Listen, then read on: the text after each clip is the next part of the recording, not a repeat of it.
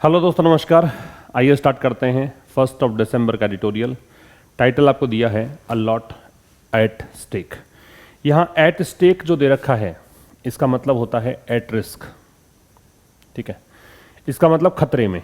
तो a lot मतलब बहुत ज़्यादा चीज़ें हैं। अब आप सोचें कि लॉट्स ऑफ क्यों नहीं आ रहा, क्योंकि हमने तो अभी तक या तो लॉट्स ऑफ पढ़ा है या अ लॉट ऑफ पढ़ा है। तो अ लॉट ऑफ करते आप अगर, तो फिर आपको इसका ऑब्जेक्ट चाहिए होता, क्योंकि ऑफ प्रेपोजिशन होता। हालांकि वो एक फ्रेज है पूरा, लॉट ऑफ, वो एक पूरा डिटर्मिनर का काम करता है।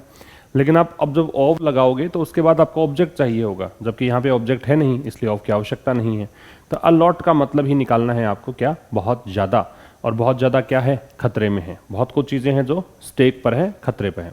किसको लेकर लिखा गया है? On India and the impact of the indictment by the US department of justice. Indictment का मतलब लिखेंगे चार्ज या एक्यूजेशन। इसे चार्ज कहा जा सकता है या एक्यूजेशन कहा जा सकता है, अभियोग कह सकते हो या आरोप कह सकते हो। ठीक है, तो बहुत ज़्यादा चीज़ें खतरे में हैं। और भारत और यूएस डिपार्टमेंट ऑफ जस्टिस जो है, यूएस का जो न्याय विभाग है, उसके द्वारा जो अभियोग लगाया गया है, आरोप लगाया गया है, उसका प्रभाव क्या पड़ा है। एक तो भारत, और आगे कहा एंड, जो प्रभाव है, इम्पैक्ट मतलब इफेक्ट, किस चीज़ का? US department of justice, US के न्याय विभाग के द्वारा लगाए गए आरोप का प्रभाव। इस बारे में हम डिस्कस करेंगे इस एडिटोरियल में। आगे लिखा, India's reputation is a principled power. Principled का मतलब होता है एथिकल, या एडजेक्टिव है, एथिकल कहो या मोरल कहो, तो इसे कहेंगे नैतिक। तो भारत की रेपुटेशन किस रूप में? एक नैतिक ताकत के रूप में। इज एट स्टेक, वो खतरे में है। आफ्टर द इंडाइटमेंट, किसके बाद? अभियोग के बाद, चार्ज के बाद, मुकदमे के बाद। तो भारत की रेपुटेशन जो है किस रूप में? एक नैतिक शक्ति के रूप में वो खतरे में है। किसके बाद? एक अभियोग, एक आरोप के बाद। ठीक है, अब देखिए हम पढ़ेंगे इसको विस्तार से। अब आपको जो इसका स्क्रीन पीडीएफ है और इसका जो वर्ड लिस्ट है वो मिल जाएगी टेलीग्राम चैनल पर। आशीष क्लासेस नाम से टेलीग्राम चैनल बना हुआ है, आप जुड़ चुके होंगे। नहीं जुड़े हैं तो आप सर्च करिएगा टेलीग्राम पे जाकर, आशीष क्लासेस, वहाँ पे मिलेगा। या फिर आपको डिस्क्रिप्शन में लिंक भी अवेलेबल करवाया गया है, वहाँ से आप इसको जुड़ सकते हैं। ठीक है, एक अपना एक नया जो कोर्स चल रहा है आरएएस मेंस को लेकर इंग्लिश के लिए, वो भी आप ज्वाइन कर सकते हैं। एंड्रॉयड एप्लीकेशन है आशीष क्लासेस, उसका लिंक भी आपको डिस्क्रिप्शन में दिया गया है।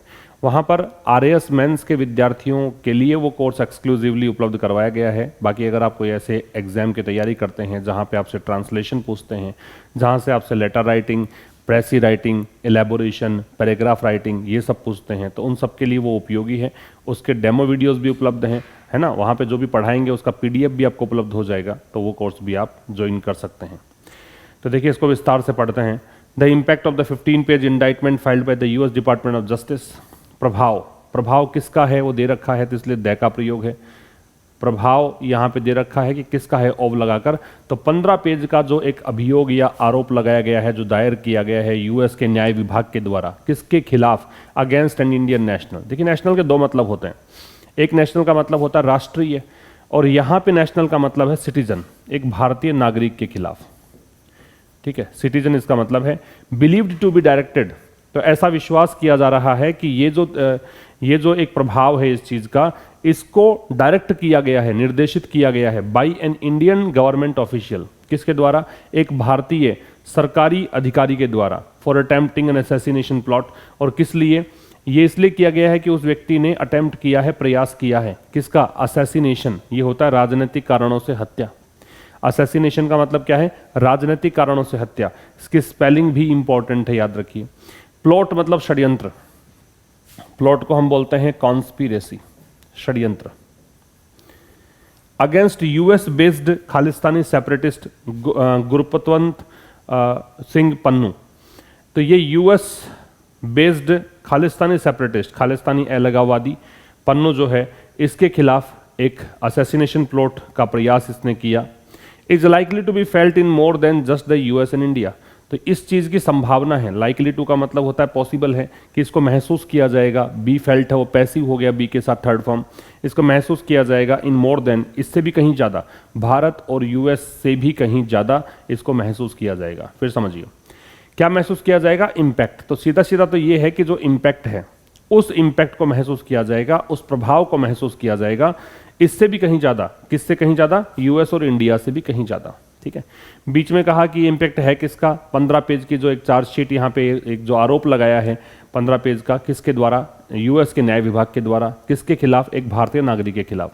इस नागरिक के बारे में क्या विश्वास है, ये बिलीव किया गया है कि ये डायरेक्टेड है by an Indian government official, कि एक भारतीय सरकारी अफसर जो है ना, ये डायरेक्टेड था, या फिर कहें कि believed to be directed, passive वो इसका स्ट्रक्चर है, तो ऐसा विश्वास किया जाता है कि ये डायरेक्टेड था, ये दिशा निर्देशित किसके द्वारा किया गया, एक भारतीय सरकारी अधिकारी के द्वारा। किस लिए ये यहाँ पे अभियोग लगा है, ये अभियोग लगा है प्रयास करने के लिए। प्रयास किसका किया गया है, असैसिनेशन प्लॉट, ठीक है। मतलब भारत के ही एक सरकारी ऑफिसर ने यहाँ पे इस व्यक्ति के खिलाफ यहाँ पे ये जो आरोप है उसको डायरेक्ट किया है। किस लिए, कि इस व्यक्ति ने, इस इंडियन सिटीजन ने प्रयास किया है असैसिनेशन प्लॉट का, राजनीतिक कारणों से हत्या करने के षड्यंत्र का। किसके खिलाफ, यूएस आधारित खालिस्तानी सेपरेटिस्ट गुरपतवंत सिंह पन्नू के खिलाफ। ये जो इम्पैक्ट है वो संभावना है कि महसूस किया जाएगा यूएस और इंडिया से भी कहीं ज़्यादा, ये इसका ट्रांसलेशन है। यूएस के पहले द है तो ऐसे देश का नाम जिसके साथ यूनाइटेड जोड़ रखा होता है, चाहे आप यूएस देखें, चाहे आप यूके देखें, या फिर आप द यूएई, इन सब में द का प्रयोग करते हैं क्योंकि इन सभी में क्या है, यूनाइटेड वर्ड जोड़ रखा है, ठीक है, इसलिए द का प्रयोग है। तो इसका स्क्रीनशॉट आप ले सकते हैं। आगे कहा the indictment is based on, based on का मतलब आधारित होना, बेस्ड के साथ ऑन लगेगा। तो जो आरोप है वो किस पर आधारित है, डिटेल्स ऑफ कम्युनिकेशंस, जो भी कम्युनिकेशन हुआ, जो भी बातचीत हुई उसकी डिटेल्स पर आधारित है। कम्युनिकेशन किस किस के बीच हुआ, एक तरफ तो कौन था, बिटवीन द अक्यूज्ड, एक तो था अक्यूज्ड आरोपी, and illicit drugs and arms dealer, आरोपी है कौन, ये इलिसिट, इलिसिट का मतलब है गैर कानूनी, इलीगल। तो ये एक गैर कानूनी रूप से ड्रग्स और हथियारों की सप्लाई करने वाला व्यक्ति है, नाम इसका निखिल गुप्ता है। With serving senior Indian government intelligence officer. बातचीत किसके साथ हुई, हालांकि यहाँ पे बिटवीन दे रखा है तो विद आना ही नहीं चाहिए था, यहाँ तो आना चाहिए था बिटवीन एंड, ठीक है, कि इन दो के बीच बातचीत हुई। एक तरफ निखिल गुप्ता हो गया, एक तरफ हो गया senior Indian government intelligence officer, दूसरी तरफ एक सर्विंग, सर्विंग मतलब जो फिलहाल नौकरी में है, सीनियर मतलब वरिष्ठ, इंडियन गवर्नमेंट इंटेलिजेंस ऑफिसर का मतलब हो गया भारतीय सरकारी खुफिया अधिकारी। Who is identified but unnamed, इनकी पहचान तो कर ली गई है कि ये व्यक्ति है कौन, लेकिन इनका नाम नहीं बताया गया है। As well as with 2 men in the US, और साथ साथ में 2 आदमी भी थे यूएस में, who were allegedly engaged to kill Mr Pannun, जिनको कि ये 2 आदमी कौन थे, उनके लिए हु दे रखा है। ये 2 आदमी को सब एलिजिडली का मतलब होता है तथाकथित रूप से, सपोज्डली, सपोज्डली तथाकथित रूप से, इसको आप परपरटेडली भी कह सकते हो, परपरटेडली, ठीक है।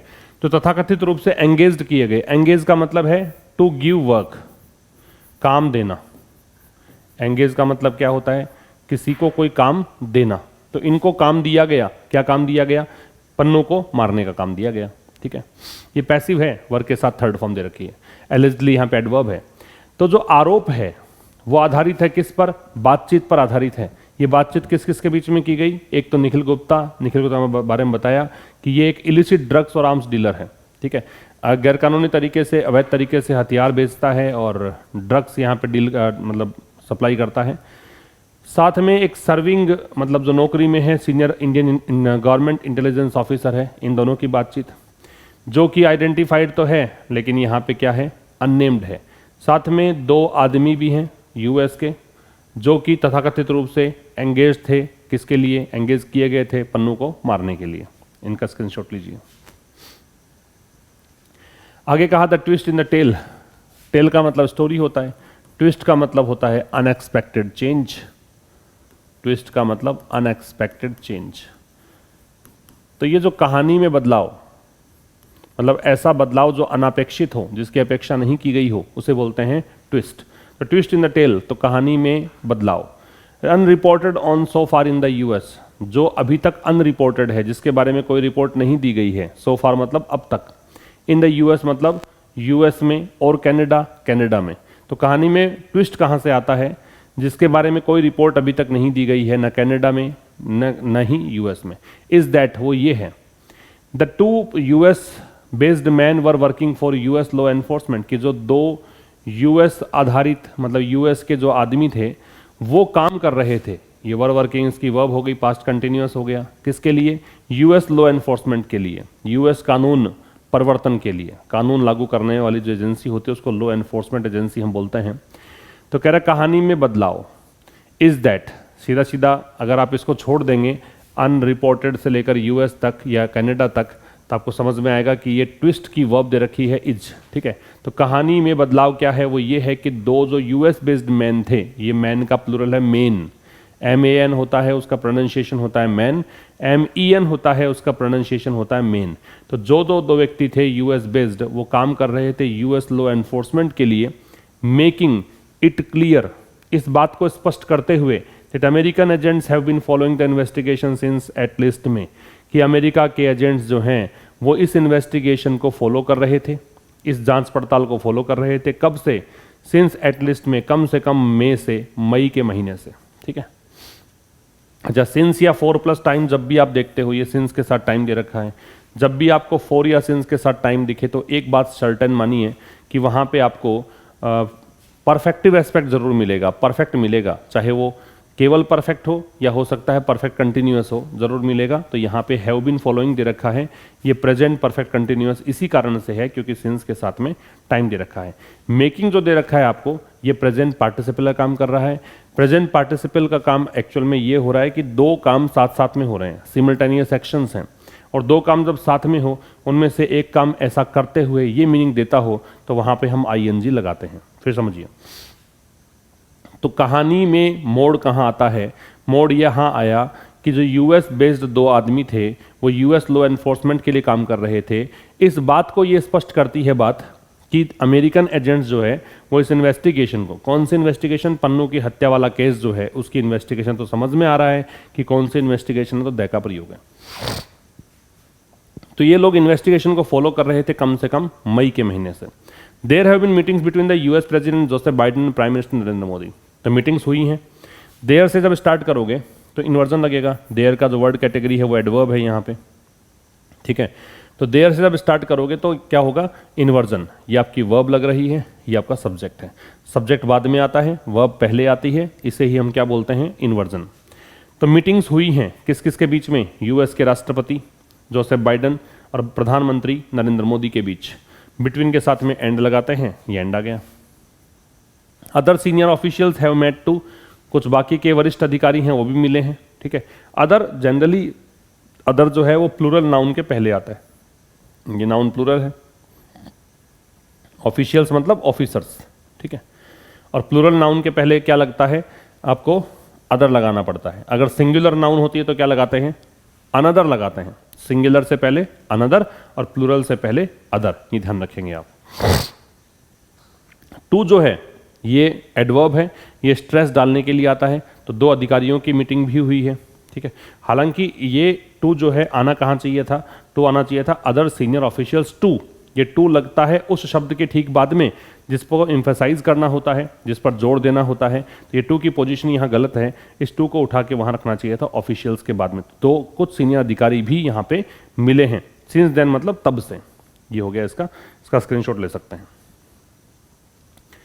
फिर कह रहा था एलिगेशंस। एलिगेशंस का मतलब है चार्ज, एक्यूजेशन, आरोप।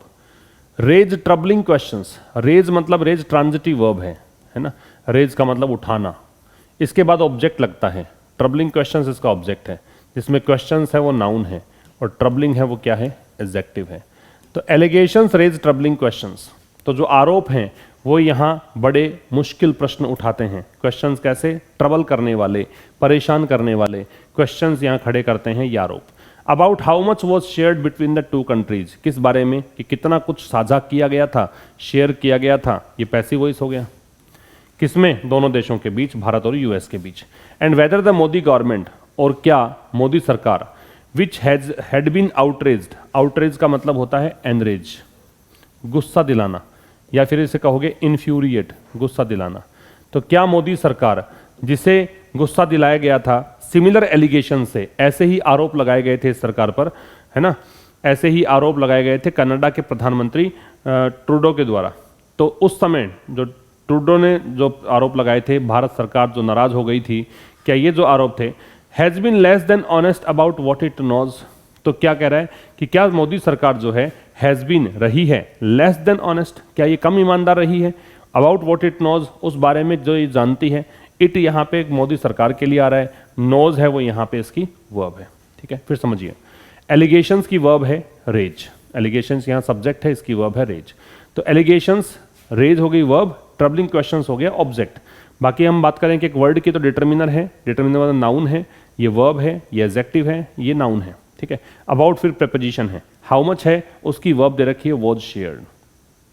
तो आरोप ये मुश्किल खड़ी करने वाले प्रश्न उठाते हैं कि कितना साझा किया गया था, कितनी बातें साझा की गई थी दोनों देशों के बीच में, और क्या मोदी सरकार, अब मोदी सरकार के बारे में कुछ थोड़ा सा दिया बीच में विच लगाकर इस कॉमा तक, कि मोदी सरकार जिसे कि आउटरीच किया गया है, जिसे कि गुस्सा दिलाया गया है, ऐसे ही आरोप लगाकर कनाडा के प्रधानमंत्री के द्वारा क्या मोदी सरकार हैज़ बीन रही है लेस देन ऑनेस्ट, लेस है वो डिग्री कंपैरेटिव होती है किसकी, लिटिल की, लिटिल पॉजिटिव है, लेस कंपैरेटिव होती है, लिस्ट सुपरलेटिव है, क्या ये कम ईमानदार रही है किस बारे में, जो भी वो जानती है उस बारे में, इट आ रहा है मोदी सरकार के लिए, नोज आ रहा है वो इसकी वर्ब है, ठीक है। इसका स्क्रीनशॉट ले सकते हैं। आगे देखिए, आगे कह रहा है if the government had knowingly authorised, यदि सरकार हैड नोइंगली ऑथोराइज्ड, नोइंगली मतलब जानबूझकर, जानने के बाद भी, ऑथोराइज द टारगेटिंग, तो ये कंडीशनल सेंटेंस बना रहा है, ये सेंटेंस है वो कंडीशनल बना रहा है कि यदि सरकार ने जानबूझकर अधिकार दिया था, ऑथोराइज किया था, अधिकृत किया था किसको, टारगेटिंग ऑफ सिख सेपरेटिस्ट, कि जो सिख अलगाववादी हैं उनको टारगेट करने का अधिकार इसी सरकार ने दिया था, who are on India's UAPA terrorist designation list. अब ये किसके लिए आ रहा है, ये जो अलगाववादी हैं, सेपरेटिस्ट हैं, ये कहाँ हैं, ये भारत की जो UAPA आतंकवादियों की जो डेजिग्नेशन लिस्ट है, इन्होंने कुछ आतंकियों के नाम शामिल कर रखे हैं इस लिस्ट में, उस लिस्ट में जिनका नाम शामिल है, ठीक है। लिस्ट में जिसका नाम शामिल हो उसके लिए ऑन लगता है, इन नहीं लगता है, याद रखिए। लिस्ट में कोई नाम शामिल करेंगे तो क्या लगता है, ऑन लगेगा, ये ध्यान रखें, परीक्षा में पूछा जा सकता है, एग्जाम के पॉइंट ऑफ व्यू से इंपॉर्टेंट है। तो यदि ऐसा किया है तो देन दैट इंप्लाइज, अब देखिए थोड़ा सा बता दूं आपको मैं कि जब आप इफ क्लोज से स्टार्ट करते हो सेंटेंस, कोई भी सेंटेंस है उसमें आपने इफ क्लोज लिया है, कंडीशनल सेंटेंस बना रहा है, तो वहां पे देन वगैरह लगना ही नहीं चाहिए, सीधा कॉमा लगनी चाहिए, ठीक है। देन दैट इंप्लाइज, तो फिर ये बात यहां पे इंप्लाई करता है, इंप्लाई का मतलब है सजेस्ट करता है या हिंट करता है, संकेत करता है, किस बारे में, अ ड्रामेटिक चेंज, एक नाटकीय परिवर्तन के बारे में, इन इंडियन पॉलिसी, किसके नाटकीय परिवर्तन, किसमें, भारतीय policy, which it should be more upfront about, जो कि इसे होना चाहिए मोर अपफ्रंट, मतलब कहीं ज्यादा इसको खुलकर सामने आना चाहिए। अपफ्रंट का मतलब है कैंडिड, या फिर आप इसे कहोगे फ्रैंक, या फिर कहोगे आउटस्पोकन, मतलब स्पष्टवादी को हम क्या बोलते हैं, स्पष्टवादी को बोलते हैं हम क्या, अपफ्रंट, ठीक है। फिर समझ, अपफ्रंट का मतलब एडवांस भी होता है, कोई पेमेंट अगर आप एडवांस करते हैं, अग्रिम भुगतान करते हैं, उसे भी हम अपफ्रंट बोलते हैं। और वैसे अपफ्रंट अगर कोई व्यक्ति है ना, तो उसका मतलब है स्पष्टवादी। फिर समझिए, यदि सरकार जानती थी या जानबूझकर, नोइंगली एडवर्ब का काम कर रहा है, यदि सरकार ने जानबूझकर सिख टैफ सेपरेटिस्ट जो कि भारत की UAPA टेररिस्ट डेजिग्नेशन लिस्ट में शामिल हैं, उनको टारगेट करने का अधिकार जानबूझकर दिया था, तो फिर ये बताता है कि एक नाटकीय परिवर्तन आया है भारत की नीति में, ठीक है। Which it should be more upfront about, जिसके बारे में इट आ रहा है भारत सरकार के लिए, भारत सरकार को अधिक स्पष्टवादी होना चाहिए था, भारत को इस बारे में अधिक कैंडिड तरीके से बिहेव करना चाहिए। इसका स्क्रीनशॉट ले सकते हैं।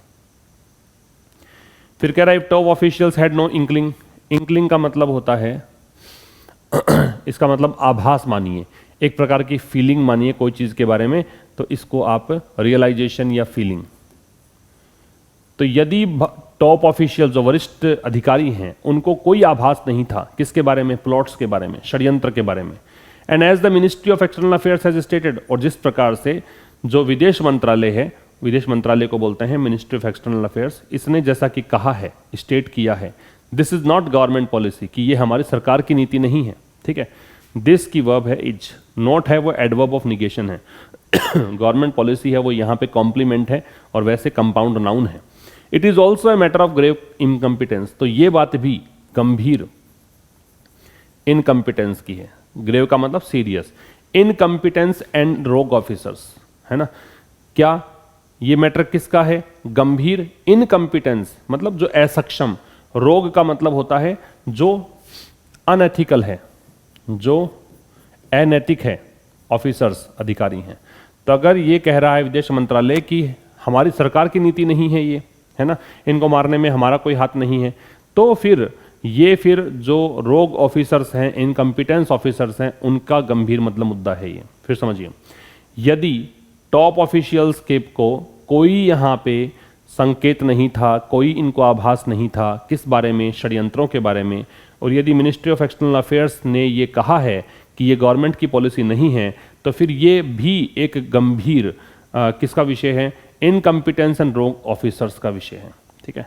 इट की वर्ब इज है, ऑल्सो एडवर्ब है, और ऑल्सो जब लिंकिंग वर्ब के साथ आता है, इज यहाँ लिंकिंग वर्ब है, तो फिर आप लिंकिंग वर्ब के बाद में लगाते हो, मतलब is am are was verb के बाद में ऑल्सो का प्रयोग करेंगे। इफ हाउएवर द यूएस, देखो अपोस्ट्रोफे एस जो होता है ये जेनेटिव केस होता है ना, संबंध कारक बोलते हैं, जेनेटिव केस बोलते हैं। तो जेनेटिव केस वैसे हम जब अपोस्ट्रोफे एस लगाते हैं तो ये देखकर लगाते हैं कि कहीं किसी शब्द में पहले से तो एस नहीं है, जैसे यूएस में तो एस दे ही रखा है, तो ये क्या नाम है देश का। अगर किसी नाम के साथ कोई नाम है देश का, व्यक्ति का, और उसमें एस ऑलरेडी दे रखा हो तो हम अपोस्ट्रोफे एस लगा सकते हैं।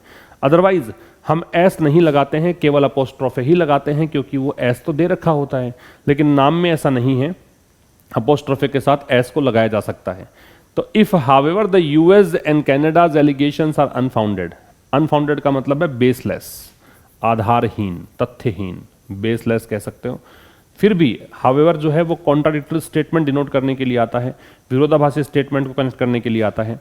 फिर भी यदि हम ये कहें कि यूएस और कनाडा के जो आरोप हैं बेबुनियाद हैं, बेसलेस हैं, and Indian officials are linked to the plots, और भारत के अधिकारी हैं वो इस षड्यंत्रों से जुड़े हुए हैं, लिंक्ड के साथ टू लगेगा, then the government needs to furnish evidence, तो फिर सरकार को क्या जरूरत है? एविडेंस देने की। एविडेंस है वो अनकाउंटेबल नाउन होती है, इसका मतलब साक्ष्य होता है। जब अनकाउंटेबल है तो मान के चलिए कि इसके साथ एस नहीं जुड़ेगा, एविडेंसेस नहीं होगा। दूसरा, फर्निश का मतलब है यहाँ पे प्रोवाइड करना, देना, प्रोवाइड या गिव। तो सरकार को जरूरत किसकी है? कि वो सबूत दे इस बारे में, साक्ष्य प्रस्तुत करे। फिर समझिए, यदि अगर हम ये मान भी लें कि यूएस और कनाडा के आरोप जो हैं बेबुनियाद हैं और भारत के अधिकारी जो हैं वो इन षड्यंत्रों से नहीं जुड़े हुए हैं, तो सरकार को क्या करने की आवश्यकता है? सरकार को सबूत देने की आवश्यकता है। नीड जो लग रहा है वो मॉडल के रूप में भी काम करता है और मैन वर्ब के रूप में भी काम करता है। यहाँ पे ये मैन वर्ब है, गवर्नमेंट के साथ लग रहा है। ठीक है। इन एनी केस, किसी भी केस में, the management of public messaging in the matter, इस मामले में जो भी पब्लिक मैसेजिंग का जो मैनेजमेंट है, किस प्रकार से पब्लिक को मैसेज जाएगा, इसका पब्लिक को क्या इसका संदेश जाएगा, specially India's reaction to Canada versus the US, विशेष करके भारत की प्रतिक्रिया, किसको? कनाडा को और यूएस को। अभी वर्सेस इसलिए लगाया कि दोनों में क्या अंतर है, भारत ने क्या प्रतिक्रिया दी कनाडा को, भारत ने क्या प्रतिक्रिया दी यूएस को। अपीयर्स इनकंसिस्टेंट, ये चीज लगती है कॉन्ट्राडिक्टरी है, विरोधाभासी है ना। इनकंसिस्टेंट क्या होता है? विरोधाभासी, मतलब एक दूसरे से नहीं जुड़ने वाला, बेमेल, या कहें असंगत, ये कह सकते हो आप इसको, नॉट इन अकॉर्डेंस, जो कि असंगत है, नॉट इन अकॉर्डेंस। ठीक है। इनकॉन्ग्रुअस भी एक वर्ड होता है, फिर समझ लीजिए। इन एनी केस, किसी भी केस में, देखो एनी जो है ना वो कोई भी, किसी भी, कहीं भी, कभी भी, इस प्रकार के वाक्य जब बनते हैं, इस प्रकार की जो बात बतानी होती है आपको, वहाँ पे एनी का प्रयोग हम कर सकते हैं। तो किसी भी केस में मैनेजमेंट जो है पब्लिक मैसेजिंग का इन द मैटर, इस मामले में जो पब्लिक मैसेजिंग का मैनेजमेंट है कि लोगों को क्या संदेश इसका जाएगा, वो मैनेजमेंट, इस मैनेजमेंट के वर्ब जो है अपीयर्स, वो ऐसा लगता है कि वो विरोधाभासी है। विशेष करके किसमें? भारत का रिएक्शन, रिएक्शन किसके प्रति है उसके लिए टू लगेगा। कनाडा के प्रति क्या रिएक्शन है और यूएस के प्रति क्या रिएक्शन है, उनकी तुलना अगर करें तो जो मैनेजमेंट है पब्लिक मैसेजिंग का वो इनकंसिस्टेंट प्रतीत होता है, वो बेमेल प्रतीत होता है।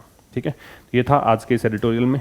मिलेंगे अब अगले सेशन में ठीक शाम 5 बजे। तब तक के लिए नमस्कार। Thank you very much.